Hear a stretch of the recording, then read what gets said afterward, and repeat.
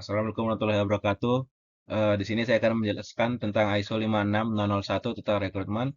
Sebelumnya izinkan saya memperkenalkan diri. Nama saya Muhammad Luharika dengan nomor mahasiswa 221080280. Baik, selanjutnya saya akan menjelaskan materi tentang ISO 56001. Sistem manajemen inovasi merupakan kerangka kerja terstruktur yang mengintegrasikan seluruh aspek organisasi untuk mendorong penciptaan nilai melalui inovasi. Sistem ini menggabungkan proses perencanaan, pelaksanaan, evaluasi, dan perbaikan yang bersinambungan dengan sehingga inovasi tidak bersifat insidental, tetapi menjadi bagian integral dari budaya organisasi. Nilai yang dihasilkan dapat berupa nilai finansial atau nilai non-finansial. Nilai finansial itu contohnya itu seperti meningkatkan probabilitas, penghematan biaya, pertumbuhan pendapatan, dan peningkatan efisiensi operasional. Kalau non finansial itu contohnya meliputi peningkatan kepuasan pelanggan, reputasi, merek kontribusi terhadap kesejahteraan masyarakat, dan peningkatan keterlibatan karyawan. Tujuannya itu yaitu tujuan ini dapat dirancang untuk membantu organisasi dalam membangun sistem inovasi yang terstruktur, yaitu menyediakan kerangka kerja berkomprehensif untuk mengelola inovasi secara sistematis. Yang kedua itu meningkatkan daya saing atau mengoptimalkan proses inovasi sebagai alat untuk meraih keunggulan kompetitif di pasar global. Yang ketiga itu ada mewujudkan inovasi yang berkelanjutan, yaitu menjamin keberlanjutan proses inovasi dengan terus-menerus menyempurnakan praktek dan strategi inovasi melalui evaluasi dan perbaikan berkelanjutan. Dan yang terakhir itu ada mengelola risiko dan ketidakpastian, yaitu memberikan pendekatan sistematik untuk mengidentifikasi dan menangani risiko serta ketidakpastian dalam berinovasi. Prinsip-prinsip manajemen inovasi.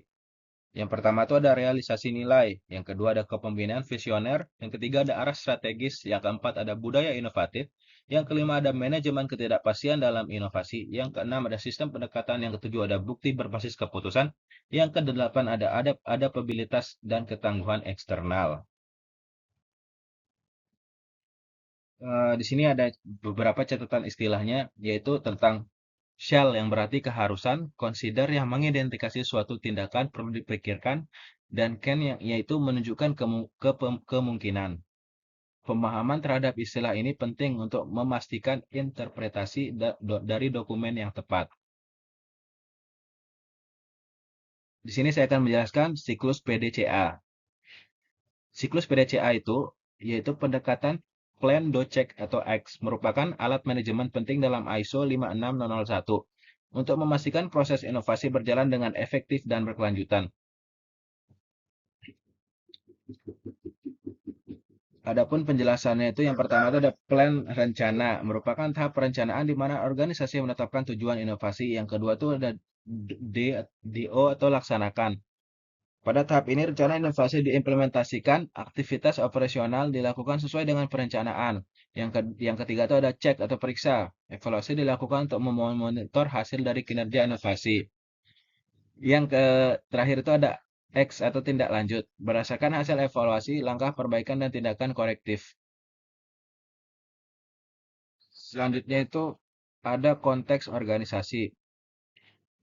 Konteks organisasi memahami organisasi dan lingkungannya atau mengidentifikasi faktor eksternal dan internal yang dapat mempengaruhi kemampuan organisasi dalam berinovasi.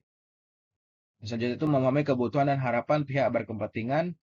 Yang selanjutnya menentukan ruang lingkup sistem manajemen inovasi, dan yang terakhir itu menyusun sistem manajemen inovasi atau integrasi dari hasil pemahaman konteks dan kebutuhan untuk membangun kerangka inovasi.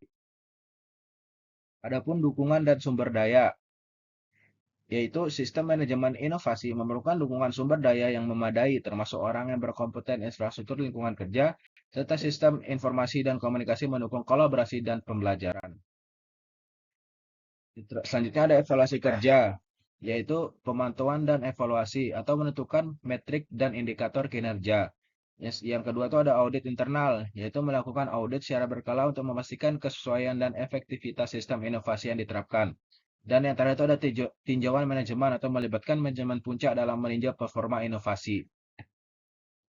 Kesimpulan dan refleksinya itu yaitu standar internasional memberikan panduan komprehensif bagi organisasi untuk mengelola inovasi secara sistematis dan berkelanjutan dengan mengintegrasi prinsip-prinsip dasar, struktur yang jelas dan berkaitan PDCA. Mungkin sekian yang dapat saya sampaikan, kurang lebih mohon dimaafkan. Wassalamualaikum warahmatullahi wabarakatuh.